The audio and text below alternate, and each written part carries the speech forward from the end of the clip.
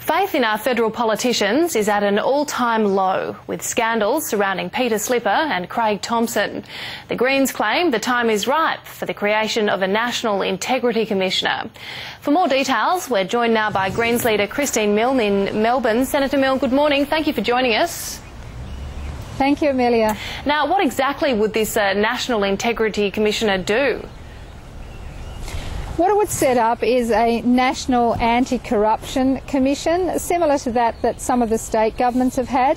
Currently, the only body that is overseen is the Federal Police. There's no anti-corruption body to oversee the public service or the parliamentarians. So this would set up a National Anti-Corruption Commission.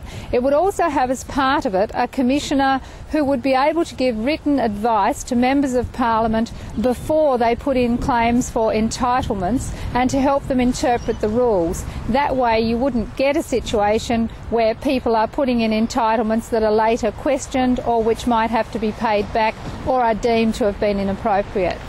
Why do you think we need this commissioner now? I mean, despite recent events, I think most of us expect our MPs to know what is right and what behaviour is unacceptable.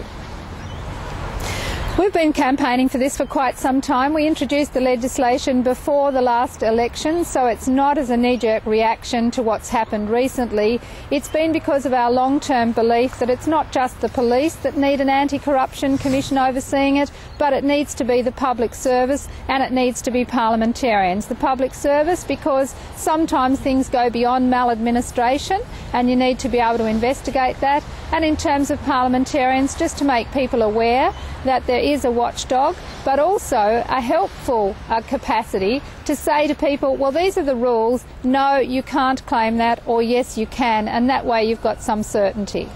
Senator Milne, there are reports in a Fairfax media this morning that Christopher Pyne had email contact with James Ashby, the former staffer of Peter Slipper, after the 19th of March, despite denying that he did. Is this sort of thing what you'd be looking at for an Integrity Commissioner to look into?